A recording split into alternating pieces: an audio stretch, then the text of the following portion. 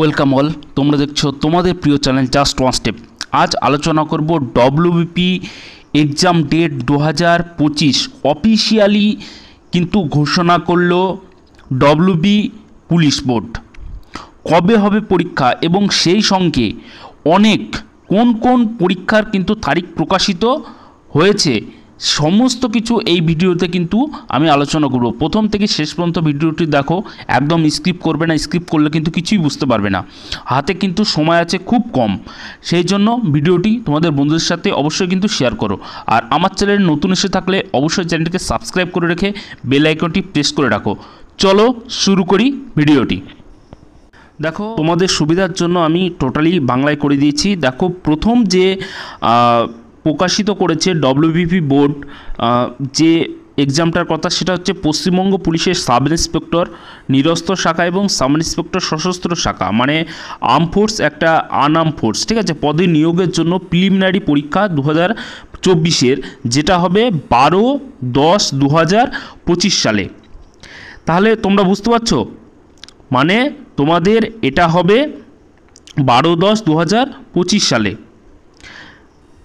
এবং তার পরবর্তী দেখো যে কলকাতা পুলিশের সাব ইন্সপেক্টর এবং হচ্ছে সাব ইন্সপেক্টর নিরস্ত্র শাখা এবং সাব ইন্সপেক্টর মানে আনাম এটাও, এবং সার্জেন্ট পদে চূড়ান্ত সম্মিলিত প্রতিযোগিতামূলক পরীক্ষা 2023 সালের এটা হবে 15/10/2025-এ।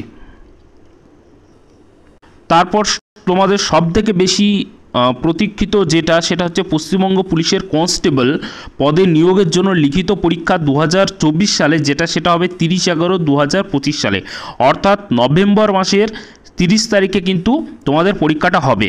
আমি কিন্তু বলেছিলাম যে ডিসেম্বরে হতে পারে কিংবা 2026-এর ফেব্রুয়ারিতে কিন্তু ডব্লিউবিপি কনস্টেবল পরীক্ষা হতে পারে, কিন্তু তার আগেই তোমাদের ডেট দিয়ে দিয়েছে নভেম্বর মাসের 30 তারিখে। এবং হচ্ছে কলকাতা পুলিশের কনস্টেবল এবং লেডি কনস্টেবল পদের পরীক্ষার জন্য নিম্নলিখিত 2024 সালের এটাও ধার্য করা হয়েছে 1/2/2026, মানে ফেব্রুয়ারি মাসের 1 তারিখে 2026-এ কিন্তু এর ডেটটা কিন্তু প্রকাশিত হয়েছে। এবার দেখো, তোমাদের মোস্ট একটা ইম্পর্টেন্ট পয়েন্ট আমি বলে দিই। দেখো, সমস্ত কিছু পাবলিশ করেছে, কিন্তু তারপরেও একটা জিনিস বলে দিয়েছে। দেখো, বিশেষ দ্রষ্টব্য বলে দিয়েছে, পূর্ববর্তী তথ্য ছাড়াই সম্ভাব্য তারিখ পরিবর্তিত হতে পারে।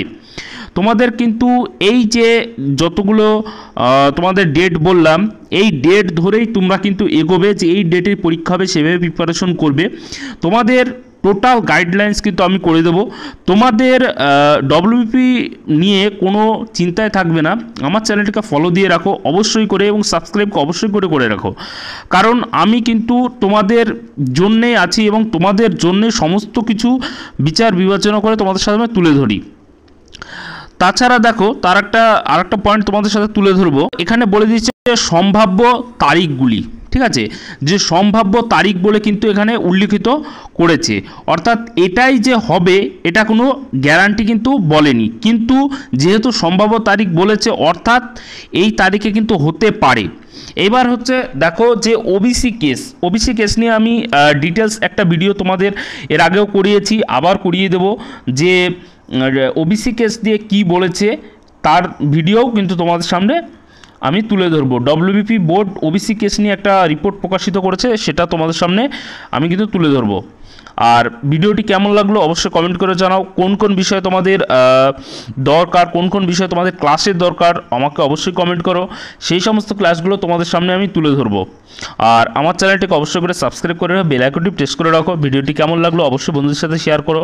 সবাই ভালো থাকবে। জয় হিন্দ, জয় ভারত।